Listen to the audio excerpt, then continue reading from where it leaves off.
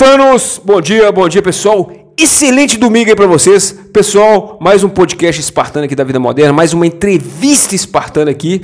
E hoje, um momento muito especial aqui, tô com um cara aqui que eu gosto bastante aqui, um cara que desde a primeira vez que eu conheci ele, a gente já bateu muitas afinidades aqui, na questão do esporte, na questão da religião, um cara show demais. Pessoal, mas antes já sabe, né? Se inscreva logo ali no canal, manda aquela bicuda espartana no like aí, dê um arro no sininho aí, já vão ficar livre desse negócio logo. Pessoal, falar desse cara aqui, o que eu posso falar desse cara aqui? Todo mundo que a gente trabalha junto lá, pergunta do Rodrigão, o que esse pessoal acha do Rodrigão?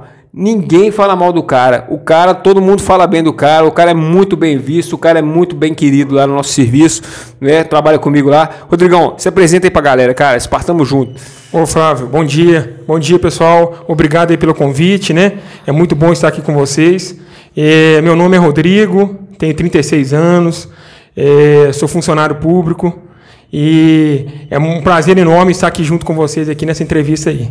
É isso aí, cara. Igual eu falei, pessoal, o último vídeo que eu fiz, eu falei sobre energias, né? E a gente se liga muito na questão dos mesmos valores. A gente compartilha muito os mesmos valores, né? E até conhecendo um pouco mais da vida dele aqui, eu vi que tem tudo a ver, né? Você fez administração também. Verdade. Mexeu com o esquema de projeto, né? Fala um pouquinho disso aí. Então, eu estudei, primeiro eu fiz um curso de informática.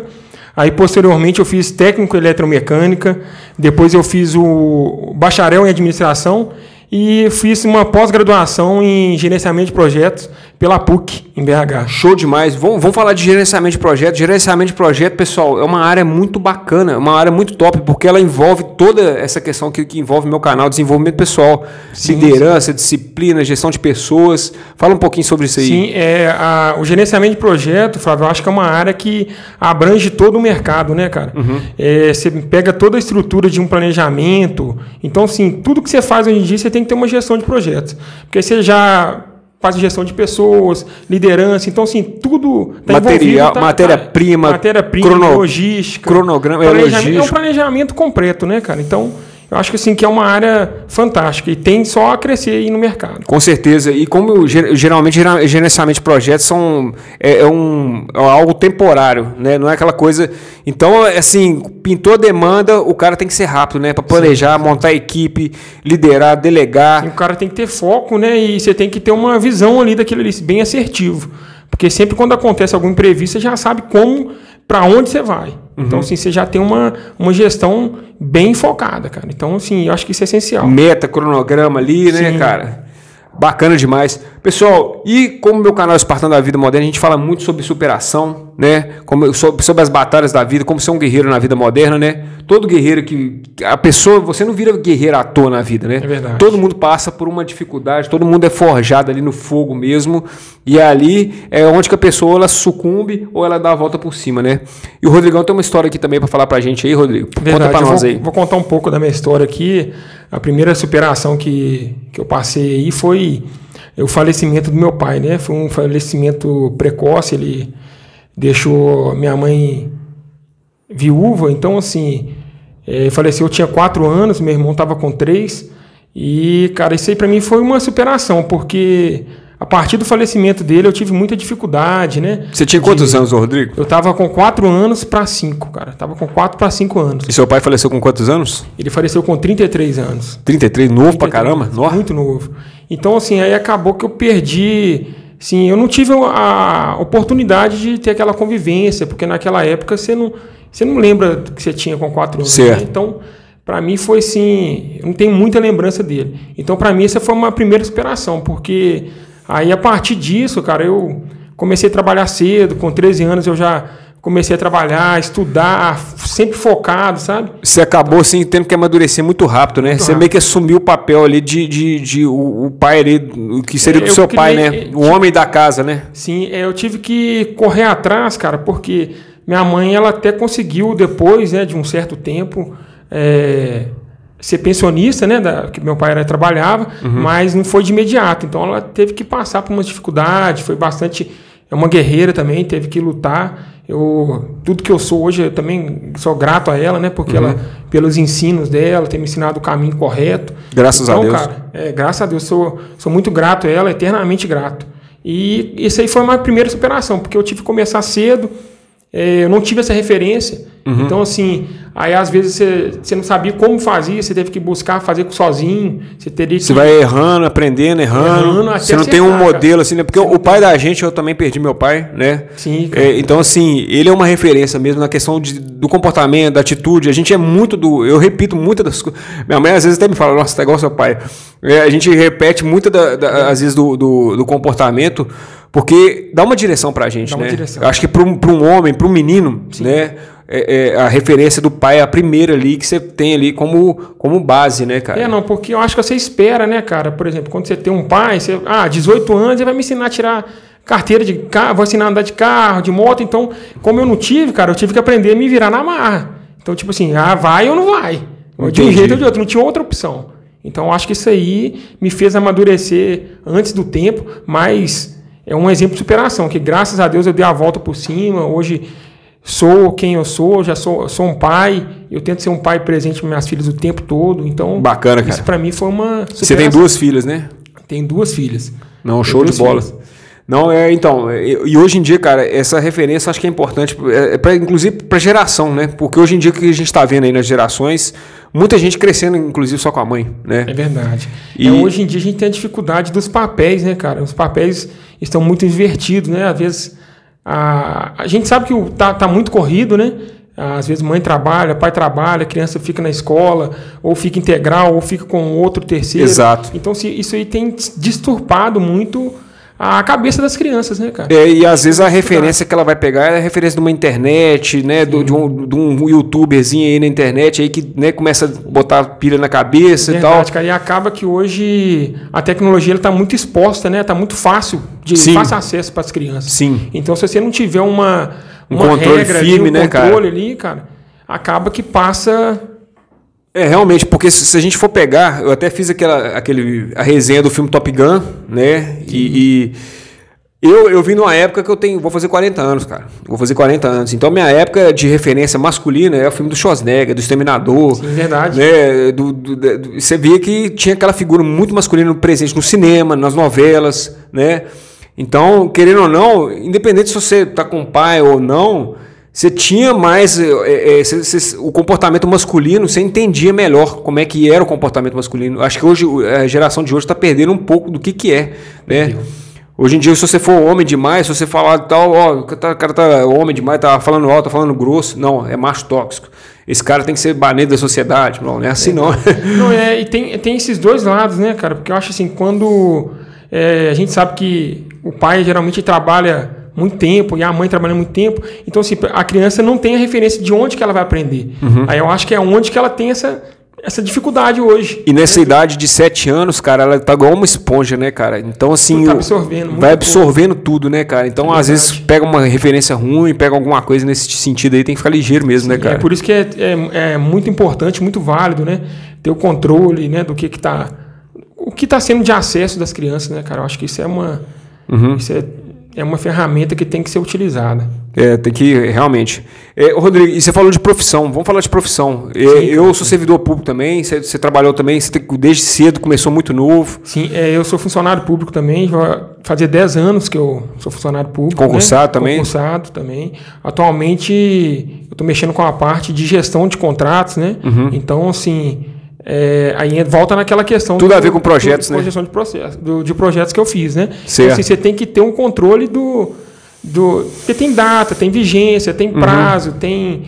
Licitação, contrato... Licitação que você tem que encaminhar, tem os contratos que tem a vigência sempre, geralmente, anual, aí cada um tem uma data. Então, assim, você tem que ter uma gestão à vista, cara. Porque senão você perde o controle, você perde os prazos, isso afeta em várias coisas. Cronograma certinho, né, cara? E gerir os recursos certinho ali, né, cara? Sim. Você não trabalha tanto com pessoas, mas os recursos ali para esses projetos ali... Geralmente, atualmente a gente trabalha mais com sistema, né, cara? Então, sistema, né? Você tem que estar alimentando o sistema, você tem, igual o Excel, o sistema que a gente tem um software para utilizar, a gente também trabalha com ele, então você tem que estar sempre ali atento àquelas informações. Porque a informação tem que estar disponível também mais rápido, né? A secretaria, ela depende daquilo ali, né? Daquela informação e tal. É verdade. Pessoal, e eu sei que a gente tem que falar isso aqui, Rodrigão. Sim. Muita gente tem preconceito com o servidor público hoje em dia. Hoje a gente sente isso na pele. Eu vejo pela minha profissão, porque vocês não trabalham, né? Às vezes eu tô fazendo serviço externo, né? Eu tô num ponto de ônibus lá, que não sei o que, você só fica aí e tal. Como se eu não estivesse trabalhando, como se eu estivesse lá à toa, né, cara? Eu falo muito isso com o pessoal, né? Às vezes, por causa de uns, a gente é mal interpretado, né? O pessoal mal julga julgado, o geral, né, cara? É verdade. Mas eu tenho comigo, cara, uma coisa que eu carrego desde pequeno, que se eu acordei cedo para sair, para trabalhar, então eu vou trabalhar. Porque se nada justifica se eu vou estar no serviço para mim não trabalhar. Não faz sentido. É verdade. Aí seria uma desonestidade da minha parte estar lá e não estar trabalhando. Exato. Então pensa assim, se eu tenho que trabalhar, eu vou levantar, vou acordar, vou fazer aquilo ali com o meu melhor, cara. Claro, dá o seu melhor, sim, porque você tem responsabilidade. Tem que ser responsabilidade. E pessoal, a gente trabalha com o cidadão, a gente trabalha com o usuário, né? É verdade. Então, eu me coloco muitas vezes no lugar do cidadão. Pô, a gente paga imposto, cara. Paga imposto caro. E a gente quer ser bem recebido também, né, cara? Se você tá no outro lado, eu sempre penso nisso. Como que eu gostaria de ser recebido? Então, exato. Cara, você tá passando mal, você chega numa UPA. Como é que você quer ser atendido, sim, né? Com certeza, cara. Você chega numa escola que você quer colocar seu filho, como é que você quer ser atendido, né? Hoje em dia, tudo gira em torno disso, né? A qualidade que você recebe, né, no atendimento. Então, assim, isso tem que ser... Eu me coloco no lugar do próximo, cara. Então, assim, a gente como funcionário público, sim, a gente tem que passar tem que servir bem, né, cara? Se tem uma coisa que servidor público tem que ter, é empatia, realmente. É verdade. Lá no nosso setor, a gente faz questão de todo mundo que reclama, todo mundo que liga, a gente liga de volta, a gente dá um retorno. E muitas pessoas ficam até, às vezes, o pessoal até estranha. Pô, você tá me ligando de volta? Você assusta, né? O pessoal assusta, não. Retorno, né? Não, eu corri atrás, você não fez a solicitação, a gente correu atrás para você, viu o que aconteceu e dá essa resposta, a pessoa fica satisfeita, cara. É verdade. Não, isso é empatia, né, cara? Que você coloca no lugar da pessoa e se importa com o que a pessoa tá passando. Às vezes a pessoa tá reclamando uma coisa que ela vê todo dia. E às vezes no nosso aspecto você vê uma vez. Então, tipo assim, não vai te incomodar o mesmo tanto que incomoda a pessoa todo dia passando por aquilo. Então, assim, a gente tem que ter o mínimo, né, cara? Empatia, receber a pessoa bem na hora que a pessoa como usuário, vai atender, com certeza. Né, com certeza. E só que, pessoal, como eu sou um cara polêmico, né, eu também não passo pano, não. Tem usuário que só gosta de reclamar mesmo. Né? Verdade. Infelizmente, o que a gente tem visto são pessoas carentes, né? Que às vezes ela precisa ligar, às vezes ela só quer desabafar, cara. E aí ela começa a reclamar do serviço público, mas no fundo depois ela começa a falar da filha dela, aí ela começa a falar da esposa. A pessoa quer conversar também, né? E aí a gente sente também, que eu falei dessa questão da empatia que é importante por causa disso, que a gente tem um papel até meio psicológico também, né?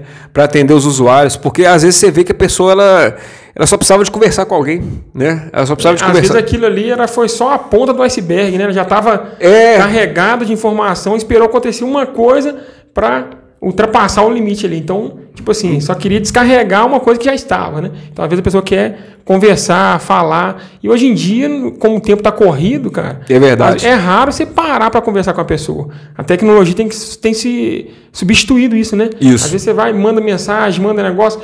É raramente a pessoa ligar ou ver, ir na casa de um parente próximo. É raro, cara, isso. É verdade. Mas, de qualquer forma, eu acho igual você falou... Você falou o conselho certo. Quando você vai com responsabilidade, você acorda de manhã e dá o seu melhor, acabou. Você corre atrás da solicitação da pessoa, você entende. Não, essa pessoa tem coerência com o que ela está falando, não tem coerência com o que ela está falando. Né? Trata com educação, dá uma resposta, ajuda, às vezes, psicologicamente a pessoa também, né? Porque às vezes a pessoa só precisava de uma palavra, né? Uma palavra para alegrar o dia dela. Não, e quando você faz isso, você veste a camisa, você vai trabalhar, cara, você tá por dentro do serviço, você sabe o que é. Então, se você sabe, a partir do momento que você sabe, você tem como dar resposta, você tem como dar o retorno. Uma coisa que você está fazendo que você não sabe. Então, se você sabe aquilo, você vai para fazer. Ué. E uma coisa muito importante que você falou, a gente se colocar no lugar da pessoa também. A gente se colocar do outro lado, porque você chega para ser atendido, a pessoa está com a cara fechada, cara. A pessoa... Ou então a pessoa simplesmente... Você chega, a pessoa não te dá nenhum bom dia. A pessoa, já aconteceu comigo. Chegar em um órgão público, tal, né, tal. A pessoa tá olhando para mim, ela vira a cara e vai mexer no computador, pô. Entendeu? E aí você se sente até humilhado, cara. Você fica até humilhado, você fica até desmotivado, assim, né? Mas eu acho que é parte de cada um.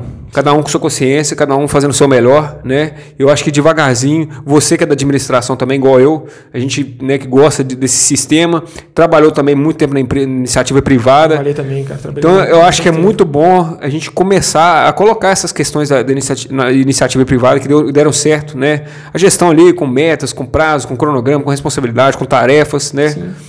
Esses princípios, né, cara, que eu falo que essas experiências que a gente teve, a gente sempre utiliza delas, né, cara? Igual, tipo assim, já trabalhei em empresas privadas que mexia na área de planejamento, então executava planilhas gigantes, cara. Então, tipo assim, isso aí é conhecimento que você nunca se perde, cara. Então, esse conhecimento que eu tive lá atrás, muitas das vezes eu coloquei ele em prática no órgão público que eu tô hoje. E é bom demais. E o pessoal, aqui agora já fica até pro pessoal da administração aí, né? A administração, geralmente, é o curso que a pessoa tá perdida, não sabe o que é da vida.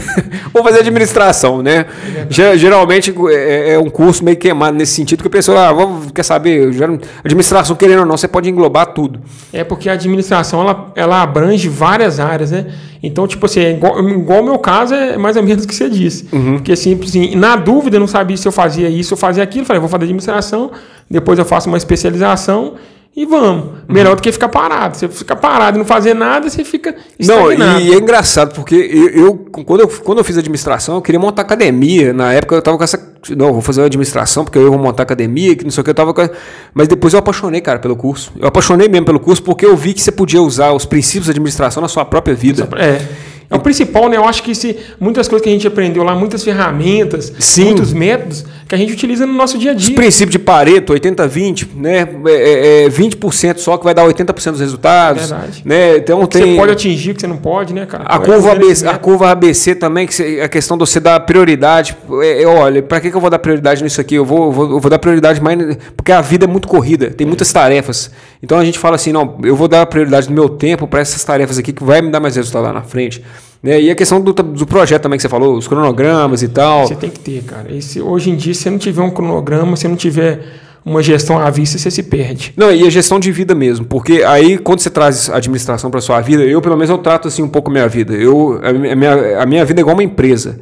E cada área da minha vida eu entendo que é um departamento. Então tem um departamento espiritual, tem o departamento da saúde, tem o departamento da família, né? Tem o departamento ali da área mental, que eu vou tentar todo dia aprender alguma coisa nova, né? Então eu sempre gosto de... E hoje a gente precisa disso, né? Com essa correria que está no dia aí. Porque se você não cuida da saúde, você não consegue trabalhar. E tem até um amigo meu, cara, um amigão meu aí, que no início de nossas conversas, ele me fez ele retratou isso, que a gente tem que ter o tempo, e o tempo tem que ser bem dividido. A gente tem que ter um tempo para Deus, tempo para a família, né, e um tempo para o trabalho. Se você atrelar, passar um de mais do que o outro, uma área vai ficar desassistida. Exato. Por exemplo, se eu tenho tempo só no trabalho, minha família vai ficar de lado. Então, tipo assim, eu tenho que saber dividir aquele tempo ali, um tempo para Deus, um tempo para... que aí entra a espiritualidade, né? E aí um tempo para a família e um tempo para trabalho. Sim. Então, assim, você tem que saber. Se um tiver pesando mais que o outro, cara, tende a dar errado. Tem que equilibrar, né, cara? Tem que equilibrar. Apesar que eu acho que, como você também dessa área de gestão de projeto, é interessante a gente conversar sobre isso, porque tem alguns projetos na nossa vida que são temporários. Geralmente o projeto é temporário. Então, às vezes, você vai precisar desequilibrar um pouco. Você vai desequilibrar um pouco a balança, né? Por exemplo, um momento ali que abriu o edital do concurso público, igual o pessoal agora abriu, né, o edital aqui da Prefeitura de Itabirito. Foi publicado, verdade. Então, o cara vai focar mais. O cara, olha, eu vou ficar com menos tempo agora para a família. O cara vai estudar, vai focar. Eu vou para academia 5 vezes por semana, eu vou só 2. Eu vou dar um foco maior nisso aqui, né? Porque tem, igual você falou, tem as prioridades, né? E tem um projeto a curto prazo e a longo prazo. Então, o cara você tem que ter essa logística, esse planejamento, para a pessoa mesmo não se perder, né? Então, isso é interessante. Então, eu acho que essa questão da gente saber equilibrar a vida, mas em alguns determinados momentos ter o hiperfoco, né? Ter o hiperfoco ali de força total. Sim. E falando sobre a gestão de várias áreas da nossa vida, vamos falar de outra área da nossa vida aí. Na questão da saúde, como é que você olha isso também? Porque eu acho que é uma área assim que se você também não cuidar, meu amigo, né? Você não aguenta, né? Vamos falar, primeiramente, cara, eu agradeço a Deus todo dia pela saúde, né? Você levantar e tá de pé. Amém, cara, amém. Se você não levantar sem saúde, cara, às vezes a gente tá meio doente, meio gripado, você já fica meio ali. Então, tipo, se você não tem saúde, cara, nada, né? Não vai adiante. E, tipo assim, você tem que praticar. Você tem que praticar a sua saúde, né? Então, o que você pode fazer? Você fazer um esporte, fazer uma coisa para ocupar sua mente, né? Um lazer. Porque a saúde, ela tanto é o corpo como a mente, né? Se você não... Corpo, mente e espírito tem que estar alinhado, né, cara? Tem que estar alinhado. Então, tipo assim, eu, na minha infância, cara, eu me dediquei muito a esporte, fiz bastante tempo, fiz capoeira, depois eu fui praticante de jiu-jitsu também, Bacana. Fiz bastante tempo. E agora, atualmente, eu estou fazendo só academia. Mas sempre assim, com dedicação, porque eu sei que a idade está avançando e se você não estiver fazendo esporte, cara, você vai ter vários problemas de saúde. Então, tipo assim, uma coisa você tem que... Aquele equilíbrio novamente, né? Volta no equilíbrio. Não, e é interessante que você falou do jiu-jitsu. Eu sou dessa área do jiu-jitsu e é uma escola pra gente, né, cara? É uma escola. A gente aprende muitas coisas, né, cara? E o principal é a disciplina, né? Que você tem que ter disciplina, respeito pelo próximo. E tudo isso aí é uma questão que você leva pro seu dia a dia. Se você não tiver disciplina, respeito... Exatamente. Porque às vezes a pessoa acha que não... Às vezes a pessoa acha que inclusive não tem nada a ver. Mas aquela disciplina que ela aprendeu ali, para ir todo dia no treino, né? Treinar, sério e tal. A disposição, né? Na hora que ela cisma assim, agora eu vou estudar para um concurso público, ela estuda. Ela estuda. Agora eu vou montar um negócio, ou então 1 hora por dia eu vou abrir uma empresa aqui, vou mexer no negócio. Não, e ensina ela tem a disciplina reforçada, né, cara? A disciplina até a pessoa não desistir na primeira dificuldade que ela... Resiliência. É outra coisa que a arte marcial dá demais, né, cara? Ah, sim. Porque aí você não desiste na primeira frustração que você tem. Exato. Aí você vê a primeira, você está disposto para a segunda, terceira, quarta e você vai. E é um esporte que toda hora você é frustrado, porque tem treino que você faz bem, você... Né, não, você machuca. Você bate em todo mundo, mas tem treino que você apanha que você não ganha de ninguém. Isso acontece direto. Tem treino que você apaga o seu companheiro de trabalho, você desmaia o cara. O outro você machuca. Tem uma distensão, você machuca. Ou você fica 2 meses sem treinar, eu quebrei o tendão aqui, já era. Desse jeito, né, cara? Verdade. Mas é bom cuidar dessa questão da saúde mesmo, do corpo, né? Você tá fazendo musculação. A gente vai ficar mais velho também e tem muita gente falando, não, mas é arte marcial, corrida, é muito pesado, mas faz uma coisa mais leve, né? Que faça uma caminhada, que faça uma corrida, né? Que não faça um esporte, às vezes, de contato, mas que pelo menos continue, né? Eu acho assim, o interessante é não parar, né, cara? Você parar de vez, você fica estagnado. E pra você voltar depois, é muito difícil. Então, tipo assim, igual você citou o exemplo, você não pode fazer uma arte marciais, mas faz uma caminhada, faz uma natação, faz algum outro tipo de esporte, né? Que você vai estar desenvolvendo o seu corpo também. Sim, e não só o corpo, como a mente, né? Como a mente, principalmente o psicológico, né? E hoje em dia, como a gente está passando assim... a gente está sendo bombardeado o tempo todo, né? Muita informação, muita cobrança, muitas dificuldades, muitas coisas ruins acontecendo. Então você precisa de estar equilibrado, cara. Você tem que estar com o corpo, a alma, a mente, o espírito tem que estar focado, porque senão a gente entra naquelas fraquezas. Porque uma coisa depende do outro. O cara que pratica esporte, ele tem a mente mais sã para trabalhar, para absorver a informação, absorver conhecimento. Por quê? Porque geralmente ele dorme melhor.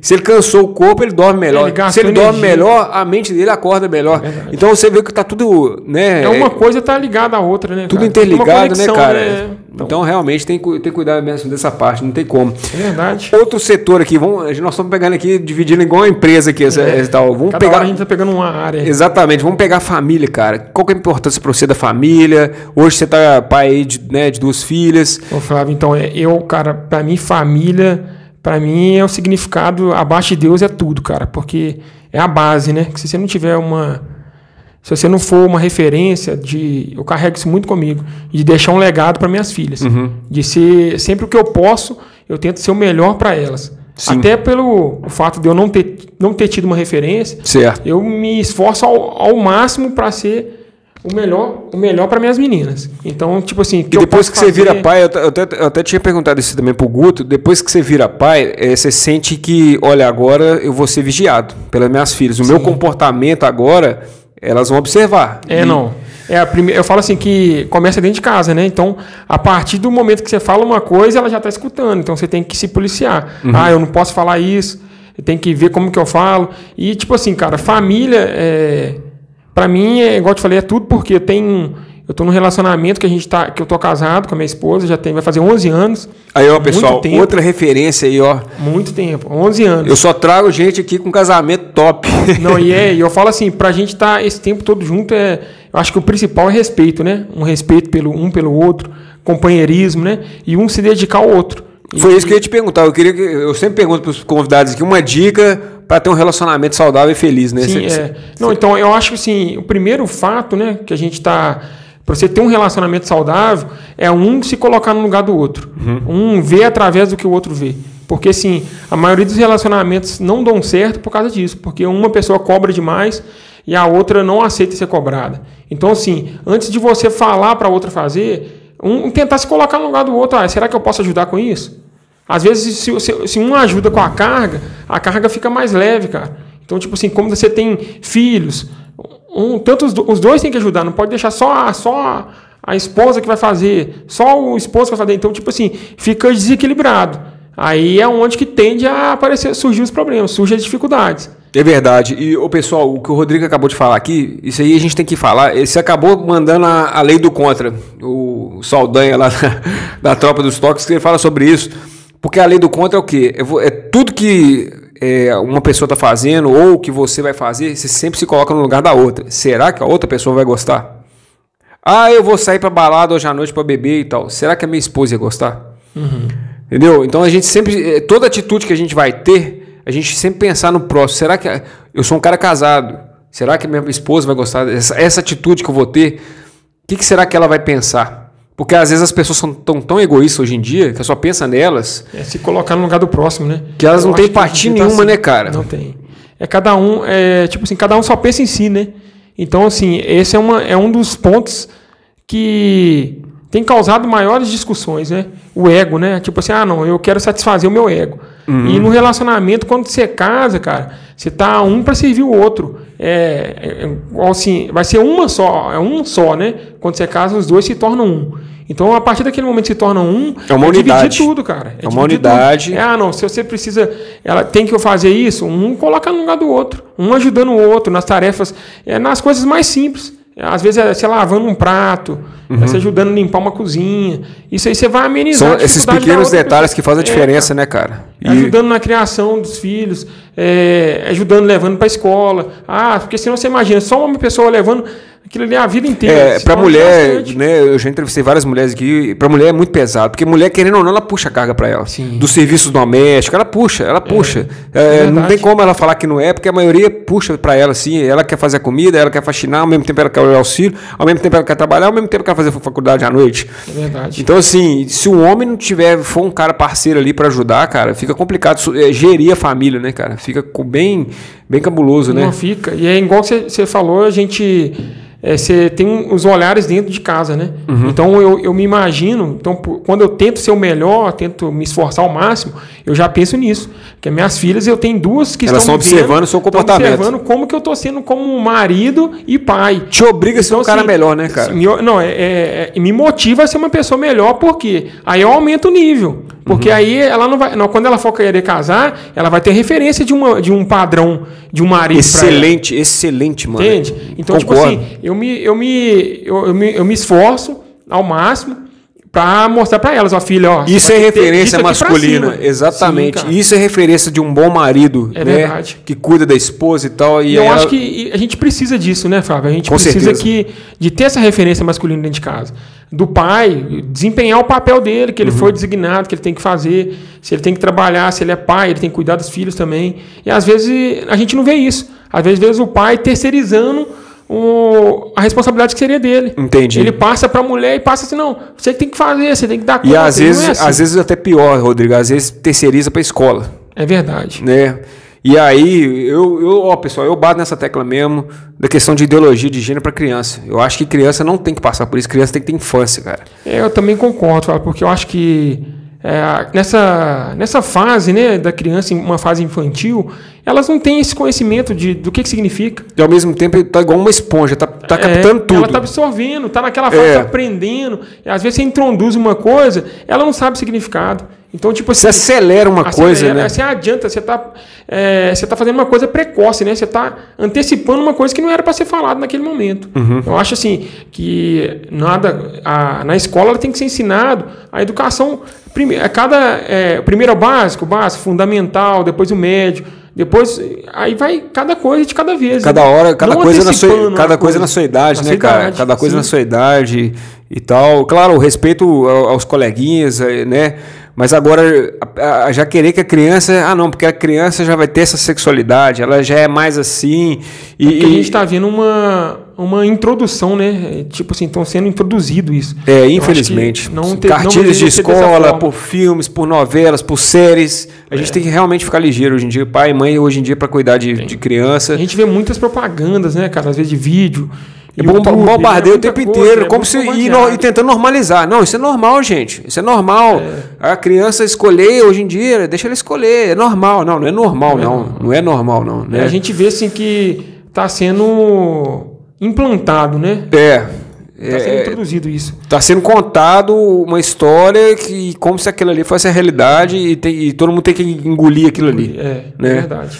Eu acho assim que as crianças não estão ainda preparadas para receber isso já de imediato. Assim. Sim. Eu acho assim que você tem que acontecer, né, no tempo, se for para acontecer, que tem um tempo depois que elas já tenham conhecimento para saber definir se é isso ou não é. Porque você pega, por exemplo, não, a criança já pode escolher a sexualidade. Então, beleza, então deixa ela votar também.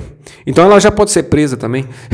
Você entendeu? Porque você está baixando, né, se você está falando que ela pode, então deixa ela votar também. Ela vai votar, ela vai ser presa, total, ela vai ser presa. Se você está dando a responsabilidade total, né? Então, né, é complicado, cara. Mas concordo contigo. Mas eu sei que é uma pauta polêmica, mas no meu canal, pessoal, aqui a gente fala o que a gente pensa mesmo. Tem gente que vai concordar, tem gente que vai ficar puto, tem gente que não vai gostar. Sim, a gente tem que respeitar. Mas cada um com sua missão, cada um com sua missão, cada um com seu propósito. O nosso propósito aqui, o meu propósito é pensar aqui aquilo que a gente acha que é mais correto, você entendeu? Sim. Mesmo porque eu vejo isso lá na frente. Uma criança que agora foi implantada uma ideologia para ela não sabe o que está fazendo. Ela começa a ter comportamentos, né, homossexuais, enfim. E depois ela cresce e ela vira adulta, ela entende o que ela fez, ela pode trazer um arrependimento, né, lá na frente. Né? Então, pode ser muito pior depois. Né? Pode trazer uma dificuldade. Levar uma depressão, ao autoextermínio, infelizmente, é bem mais complicado. É verdade. Bom, gostei demais da sua dica aí da questão da lei do contra. Realmente essa questão da empatia, se colocar no lugar do outro. A gente estava falando de serviço público, a gente se colocar no lugar do cidadão. E no casamento também, de certa forma, a mesma coisa. Né? A gente se colocar no lugar do outro. Porque minha esposa está conversando com 10 homens no direct dela. Pô, peraí. Eu ia gostar da minha esposa conversando com 10 homens no direct dela, né? Eu tô conversando com 10 mulheres aqui no meu Instagram, no direct aqui no meu Instagram. Eu ia gostar com minha esposa, eu sou um cara casado, eu conversando com outras mulheres aqui, batendo papo furado. Então, sabe, eu sei que é polêmico, é um negócio assim e tal, mas a gente sempre pensar assim, o que eu tô fazendo pra relação, né? Porque, igual eu te falei, hoje em dia muita gente é egoísta, só pensa em si, né? Então, eu, Rodrigo, você, então você pensa de um jeito, eu penso do outro, mas está faltando a pessoa realmente pensar no terceiro elemento. E o casamento, e a instituição que a gente... É pensar assim, e o compromisso que ela fez, né? Que a pessoa fez com o outro, né? Então, assim, sempre, quando você for tomar uma atitude, você pensar... Você gostaria que o outro fizesse isso também. Isso vai ser bom para a relação. Não é questão se vai ser bom para ela ou vai ser bom para mim. Vai ser bom para a relação, para o casamento, para aquilo que a gente escolheu como objetivo de vida. Sim, né? É verdade. É uma decisão, né, que você fez. Acho assim, a partir do momento que você teve uma decisão, você tem que assumir sua decisão. Você tem que honrar sua decisão. Isso é princípio, né? Então você tem que honrar o seu princípio. Você vai falar, você fez uma união com a pessoa. Então você honra a sua união, cara. Então, tipo assim, eu parto desse princípio. Sim. E, pessoal, e falando em princípio, e falando em honra, vamos falar de espiritualidade. Você é um cara que você trabalhou, você passou por esse momento difícil, né, de ter perdido o pai. Onde que você acha que a religião pôde te ajudar aí nesse sentido aí? Ou se te ajudou, ou se não te ajudou, conta. Não, então, Flávio. Como eu tive aquele exemplo de superação, né, eu perdi meu pai cedo, cara. Então eu fui um cara muito revoltado. Na minha infância eu fui um cara muito fechado, isolado, Entendi. com poucas amizades. Até pelo cenário, né, que eu passei. Então eu era um cara que eu não acreditava em Deus, cara. Aquilo ali, de certa forma, te trouxe um trauma. Gerou um trauma. Então, tipo assim, não acreditava em Deus, para mim não existia, não acreditava. E por eu estar numa família que era toda católica, mãe católica, então eu fiz todos os Fiz debut, fiz crisma. Até os meus 18 anos, eu ia na igreja católica. Aos 19 anos, quando eu comecei a namorar, cara, aí minha esposa, que é a minha esposa atual, né, que com quem a gente teve, que eu citei o exemplo de 11 anos de casado, mas a gente namorou uns 10 anos também antes. Então, tipo assim, já tem muito tempo que estamos juntos. Eu fui conhecer a igreja evangélica e lá, cara, eu tive, assim, um encontro com Deus. Foi onde que eu vi que Deus, ele é real. E foi ele que eu vi, onde que eu tinha a dificuldade que eu tinha de não ter um pai, uma falta de identidade paterna. Eu vi que Deus era meu pai. Então, a partir do momento que eu vi que Deus era meu pai, cara, o mundo pra mim... Tá tipo em casa, assim, se sentiu abraçado, né, cara? Abraçado. Eu senti aquele afeto ali de Deus, o cuidado dele. Então, aí as coisas começaram a fazer sentido. Porque aí tudo encaixava. Eu falava assim, Deus preparou tudo pra mim. A questão da experiência com Deus, né, cara? Porque muita gente fala de Deus, mas quem teve a experiência com Deus é diferente. Então, não dá nem pra você assim... Eu acho que a experiência ela é única, né? Cada um vai ter que ter a sua, vai passar por essa experiência. Geralmente é nos momentos de dor, nos momentos de que você tá ali sozinho na cama ali, no quarto escuro, no fundo do poço, seja, comigo pelo menos foi assim, comigo pelo menos foi assim, tudo desabou. Financeiramente, no relacionamento, na saúde, já tava tudo lá embaixo.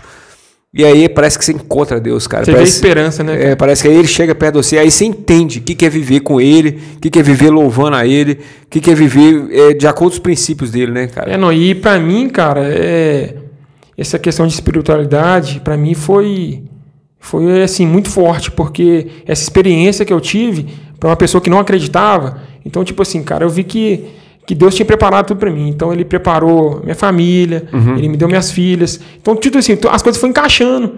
Eu vi que no meu dia a dia as portas iam se abrindo.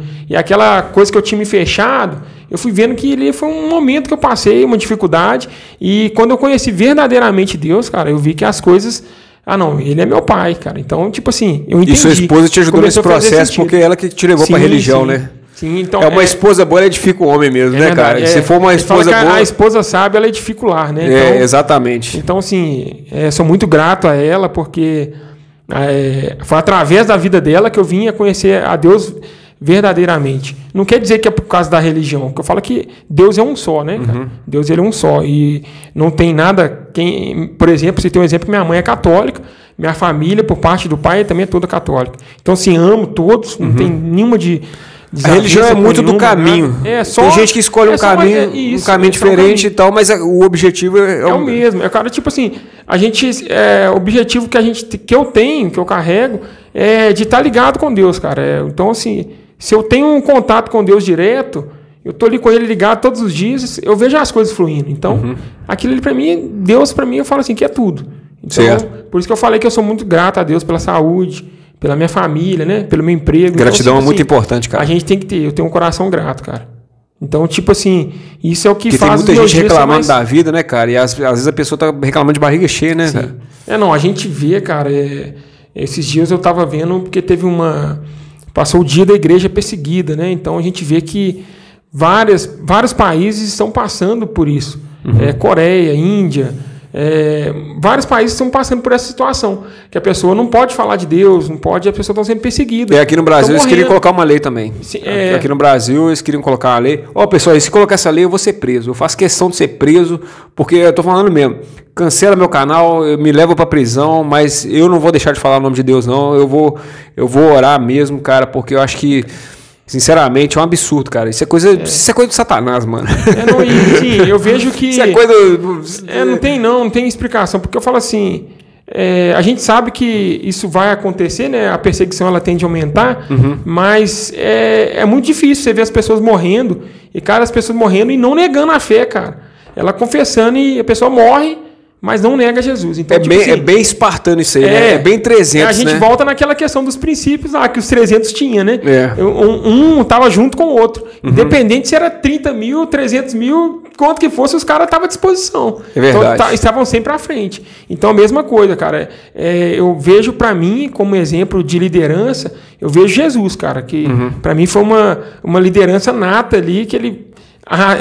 por onde ele passava, a multidão estava com ele. Então, tipo assim, se a multidão estava com ele, e até hoje o nome dele é engrandecido, a gente se fala dele ainda, é porque ele foi uma ótima liderança. Não tem isso é com certeza. E eu vou te falar a verdade. Para mim, um guerreiro no sentido de...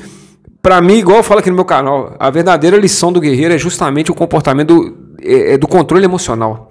Né? Quando Jesus fala, dê a outra face, cara, isso... ensinamento, né? Cara, isso é muito... o cara controlar a raiva dele aqui naquele momento ali, segurar a onda dele ali, ter aquele controle emocional e ainda perdoar o irmão. E ainda relevar. Pra mim, isso é ser espartano. Pra mim, isso é ser muito mais guerreiro do que eu só enfiar a mão na cara do cara, entendeu? Não, e a gente vê também que ele foi tentado diversas vezes, né? Sim. Porque, tipo assim, o diabo sempre tentou ele.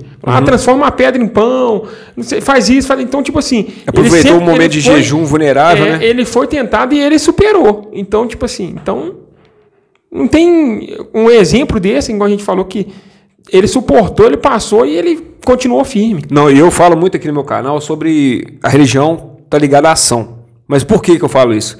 Porque é isso que você falou. A liderança de Jesus. Qual que foi o lifestyle de Jesus? Como é que era o estilo de vida de Jesus? Cara, praticamente só pregando o amor, fazendo caridade, ajudando o próximo. Ou ele estava pregando, ou ele estava ensinando as pessoas, ou ele estava curando cego, ou ele estava curando leproso.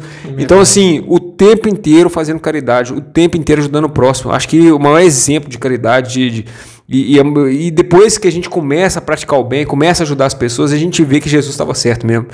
Porque realmente é um negócio que parece que preenche o nosso coração, cara.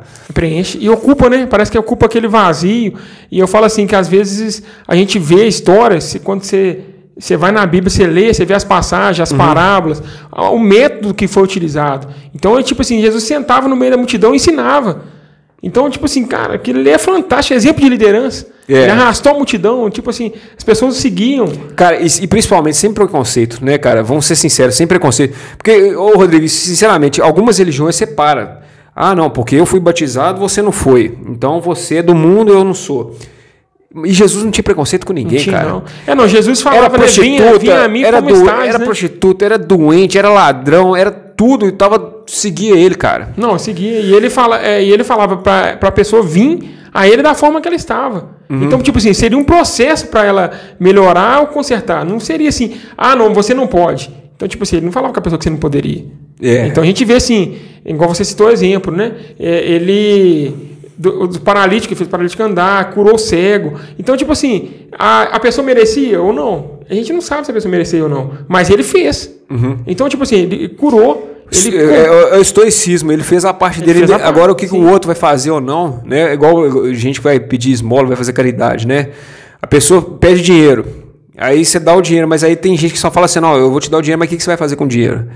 Cara, não interessa o que ele vai fazer. A sua parte você já fez. Se a pessoa te pediu dinheiro para comprar comida e ela não comprar, isso aí já não é problema seu. Isso aí já não está no seu controle. Entendeu? Se ela falou comigo que é para comprar comida, eu dei o dinheiro. Você tem que acreditar no que eu vou acreditar que ela fala. Se ela comprar cachaça, é melhor você nem dar. Se eu sei que ela vai comprar cachaça, beleza. Se eu sei, eu não dou o dinheiro. Porque eu sei realmente, o cara tá fedendo um bafo de cachaça e não tem como. Tem coisa que já evidencia. Agora, então, se ele me enganou, cara, aí já não é problema meu mais. Não tá no meu controle mais, você concorda? Concordo, não, concordo sim. Agora, falando da Bíblia e tal, você tá com a camisa do Leão de Judá aí. Fala um pouco sobre a história aí do Leão de Judá, cara. Acho que é bacana porque acho que tem tudo a ver com o canal espartano aqui, porque pouca gente sabe, viu, pessoal? Já vou dar um spoiler aqui. O nome Leônidas veio de leão, né? Filho do leão, né? Significa filho do leão, o Leônidas. E leão também, quando a gente vê, cara, leão se remete à força, né? Valentia, coragem, ousadia, né? E tem uma passagem, né, em Apocalipse 5, que fala justamente de leão, que fala leão da tribo de Judá. E essa passagem, o que acontece? Quando Jacó teve os 12 filhos, ele os abençoou. E quando ele abençoou os 12 filhos, geraram 12 tribos. E uma dessas tribos é a tribo de Judá, que é a tribo que ela remete à linhagem de Jesus.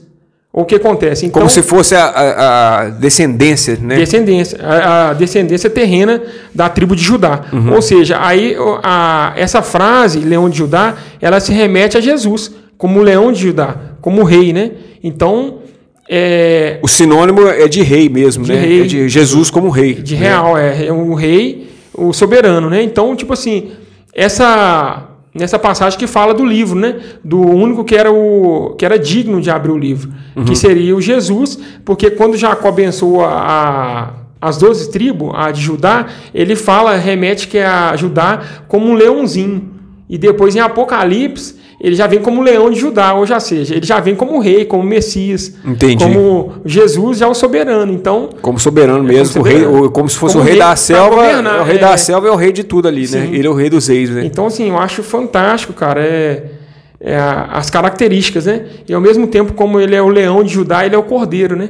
Porque ele morreu por nossos pecados, e depois ressuscitou. Então, assim, ele ressuscitou como um leão. Você imagina, ele morreu como um cordeiro, mas ressuscitou como um leão. Então, cara, legal isso aí. Legal. É fantástico. Porque o cordeiro pega muita questão quando a gente traz para a vida moderna, a questão da humildade, né, cara? O cordeiro tem aquela questão da humildade, porque você pode estar na realeza, mas ao mesmo tempo ser humilde. E Jesus era humilde, né, cara? Porque você vê assim. Igual a gente citou o exemplo das pessoas que estavam ao seu redor, né? Eram pessoas simples. Sim. Então, assim, Jesus era humilde. E eu acho que a maior força também está nisso. Como eu falei, a maior força do guerreiro espartano é justamente não revidar. Muito pelo contrário, perdoar, né? Ter o controle emocional. E eu acho que nesse caso também, a humildade não deixa de ser uma grande arma, né, para um guerreiro. Porque igual Jesus deu exemplo, lavou o pé dos apóstolos, né? Ele lavou, ele se colocou...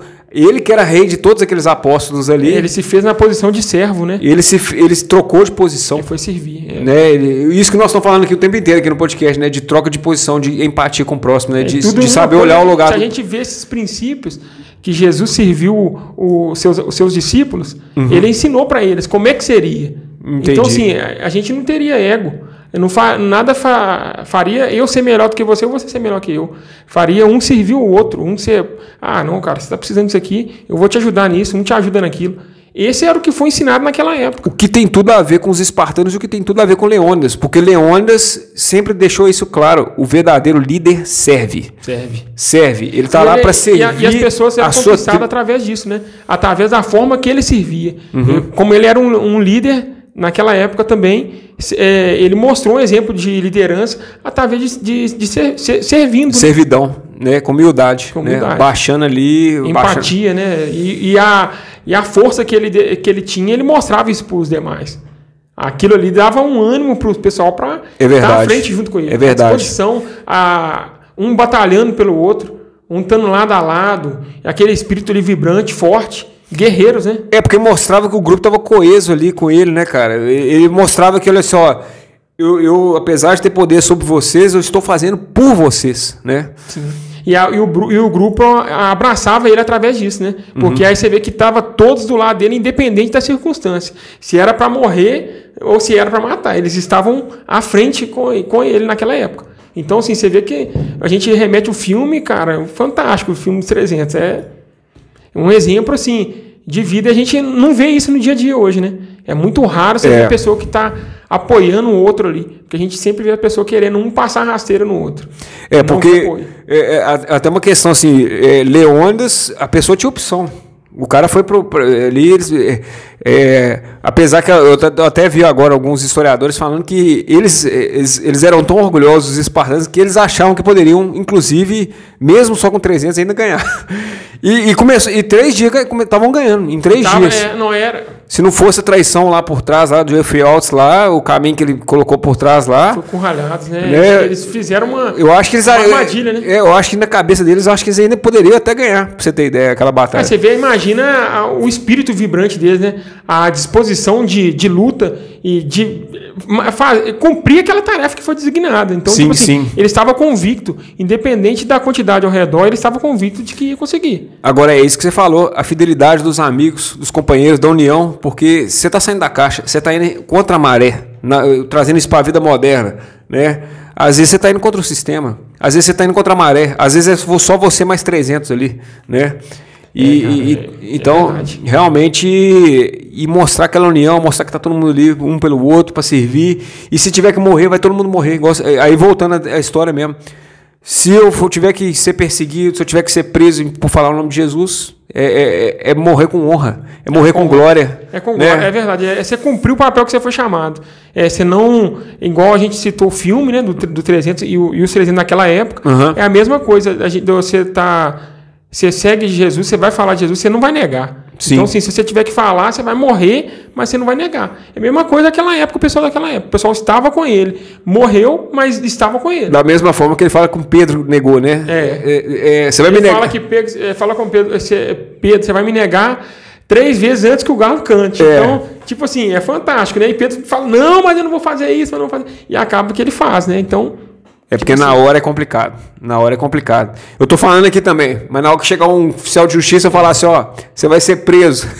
A gente não sabe. Não vai ser fácil, não. A circunstância. Não vai ser fácil defender, não. Vai acontecer, né? A gente não sabe a circunstância. Mas eu falo assim, a gente não pode negar a nossa fé, né? Não. A gente sabe de onde que porque a gente. Porque se a gente negar é pior, né, cara? Porque aí nós vamos ficar com aquela consciência pesada, cara. A gente vai levar aquela covardia pro nosso subconsciente, né, cara? Então. É melhor morrer com honra. Tem horas que é melhor que... aí entra nos valores. Defendendo aquilo que a gente acredita. Entra nos nossos valores, né? Vai ser cancelado, vai ser perseguido, mas... É os princípios. Você deixou o seu legado, você deixou o seu propósito, você deixou sua missão, né? Você vai morrer, mas você vai morrer... Você não vai negar. Você não vai falar assim, não, ué. Você vai honrar aquilo que é o seu princípio. Você falou que você é servo, se você é servo, você segue, você não pode negociar. Exatamente. Mas você vai negociar. Ou você é fiel ou você não é. Não tem meio termo, né? É verdade. Ô, Rodrigão, então para fechar aqui, você falou dos 300, falou bem da característica dos 300, da união, da questão de um servir pelo outro. Dá uma característica aí para os espartanos aí que estão escutando a gente aí. O que você acha que seria uma característica hoje para um espartano, um guerreiro da vida moderna, encarar esses desafios de hoje aí, né? E até mesmo como um conselho mesmo aí, dessa característica. Ô Flávio, eu acho assim que um dos valores que eu carrego muito comigo, né? É de ser um guerreiro, de ser um batalhador. E eu vejo, cara, que a gente precisa muito, muito mesmo, da união. A gente tem que ter união com o próximo. Se você tem com a pessoa, você tem uma afinidade com a pessoa, você tem uma responsabilidade com a pessoa, então seja unido com aquela pessoa, carrega aquela união. Se a pessoa estiver num momento de dificuldade, você tenta apoiar. E eu acho assim, é o que a gente precisa no mundo de hoje. A gente vê diversas pessoas passando por dificuldade, passando por situações assim que parece que não tem fim, né? A pessoa já não sabe para onde que vai, para onde socorrer.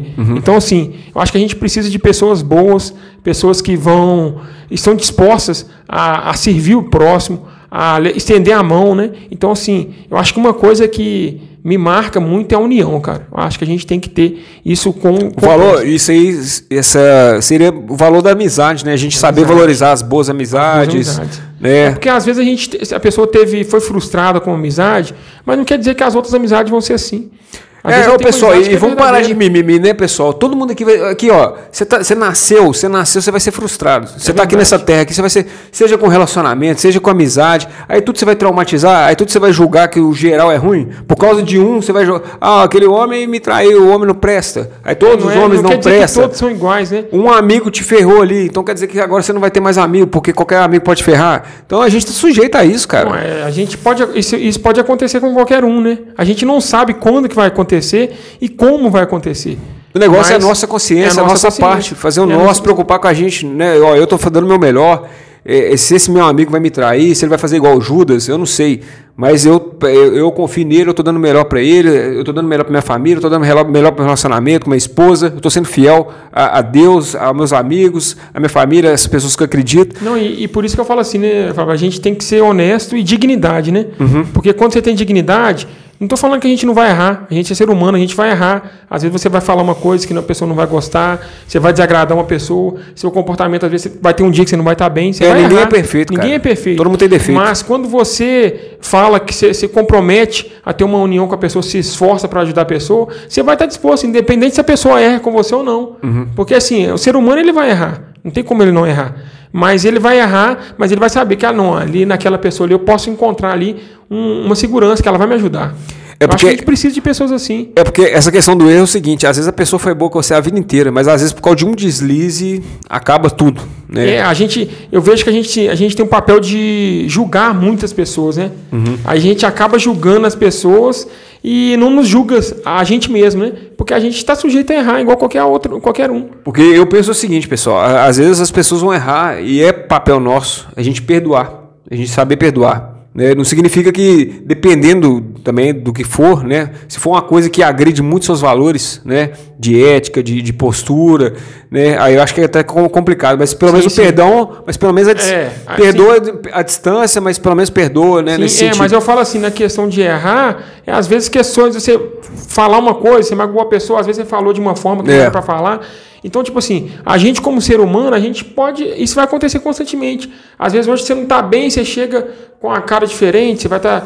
Mas não, isso não quer dizer que você não tem uma união com a pessoa. Você vai ajudar a pessoa. Sim. Entendeu? Porque assim, eu falo mais no sentido das pessoas que estão ao nosso redor. A gente vê muitas pessoas passando dificuldade, muitas pessoas passando por... Mais caridade, né, Rodrigo? Mais caridade. A gente volta na questão de empatia. A gente não se coloca no lugar do próximo. A gente não sabe a história do próximo, não né? Sabe. A gente vê pessoas assim, às vezes pessoas passando fome, pessoas...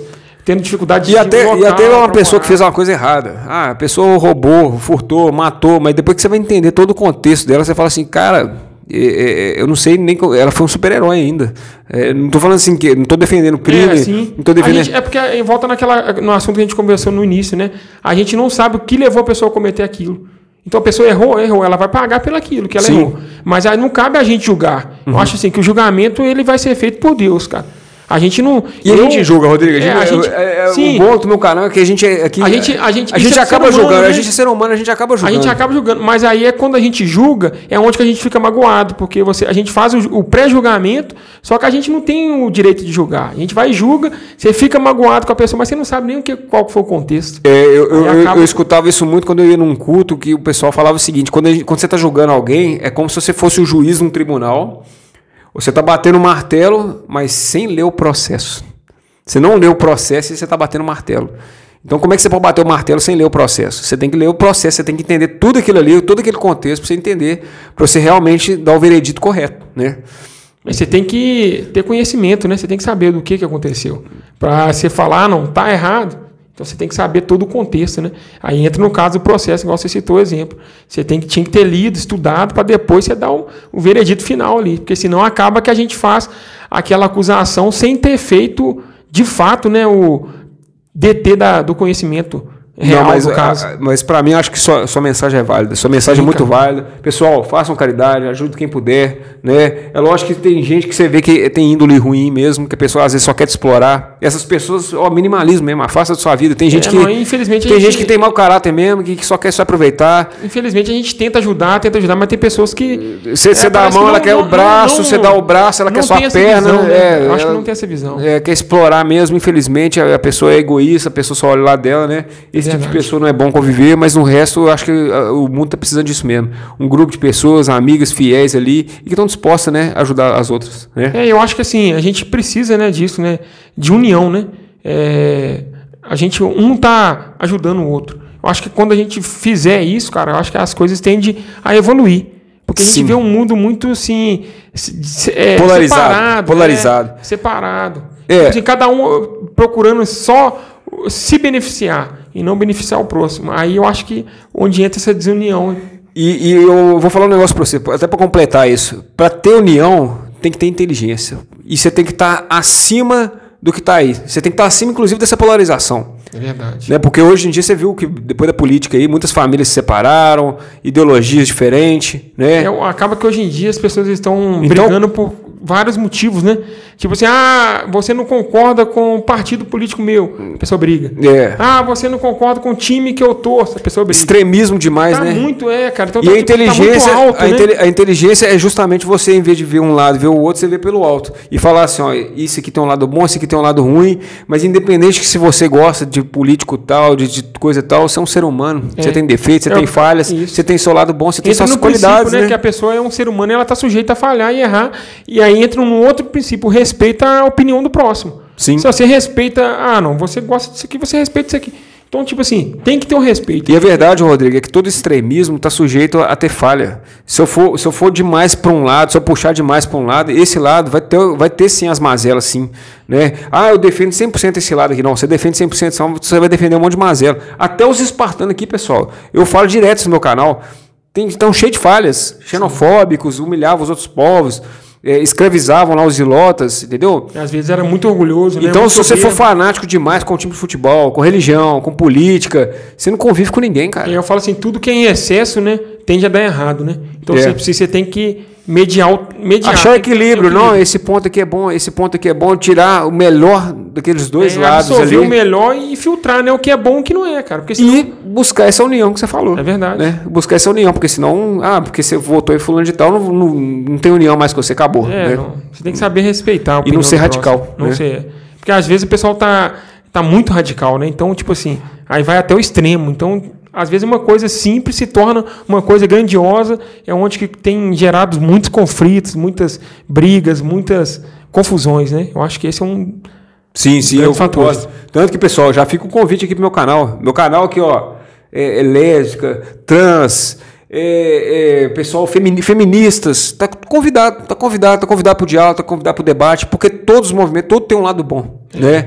Então, tem coisas que eu concordo, tem coisas que eu vou concordar, tem coisas que eu vou concordar menos, tem coisas que eu vou concordar mais, mas eu acho que é legal abrir para o diálogo. Eu acho que e junto crescer, evoluir com as melhores ideias de cada movimento. E é interessante você escutar o próximo, né, cara? Você ouvir, saber a história do próximo, saber a dificuldade ler o processo do próximo, né, cara? Porque a gente acaba que fica naquele dever de julgar, né? E a gente tem uma dificuldade muito grande quanto a isso. E é igual eu te falei, Jesus não ficava separando, eu sou de tal igreja, ou eu sou batizado, ou você não é nada. Não é assim. Ele pegava todo mundo, né? Ele estava ali para todos, para prostituta, para bêbado, para ladrão. Né? Ele não criou separação. Tanto que ele morreu na cruz com 2 bandidos, ele ainda perdoou, né, os bandidos, acho que ele, né, ainda... ele foi crucificado, né, cara? Então, tipo assim... A gente vê que ele pagou o preço por não ter pecado em nada, né? Então ele pagou o preço por nós, né? Porque acaba que o pecado era nosso, não era dele. Ele deu exemplo, né? Sim. Bom, pessoal, espero que vocês tenham curtido aí. A gente falou hoje aí num capítulo aí muito sobre empatia. Verdade. Né? Histórias da Bíblia. Foi bom que vocês conheceram um pouco aí do Rodrigo aí. Tô alinhado demais com os valores dele. Tô muito feliz aqui, muito satisfeito, porque realmente só engrandece meu coração. São boas histórias, são boas energias e um modelo de inspiração de vida, né? Tanto como um pai de família, como um filho, né, cara? E é isso aí, cara. Eu desejo tudo de bom pra você, pra sua família, que Deus continue abençoando a sua vida, que você continue vivendo com Deus e simplesmente repassando, né, pro mundo essa semente, essa energia, essa missão, esse legado de coisas boas, de energia positiva pro mundo, cara. Bom, Flávio, eu agradeço aí o convite, foi muito bom, né, conversar com vocês. Eu vou deixar uma mensagem final aí pro pessoal, né, pra gente manter fiel aos seus valores e princípios, honre a sua identidade, acredite em você e sempre seja grato e deixe um legado aí, que eu acho que isso é o que a gente tem que ser a nossa preocupação, né? Exatamente, é o nosso propósito, a nossa missão. Uma pessoa que não tem legado, não tem objetivo de vida, ela tá morta em vida e não sabe. Sonho, verdade. Né? Então todo mundo tem que ter um sonho, todo mundo tem que correr atrás de alguma coisa, sim. E eu eu já falei isso várias vezes, eu quero morrer no meio de um projeto meu. Eu tô no meio de um projeto a morrer, pronto. Mas tava tentando alguma coisa. Não parar, né? A gente tem que sempre estar almejando. Em ação, sempre. Né? Verdade. Bom, pessoal, espero que vocês tenham curtido aí. Se curtiu, manda aquela bicuda espartana no like aí, compartilha pra quem você curte aí. E espartamos junto aí, pessoal. Tamo junto, pessoal. Arru! Até mais. Arru!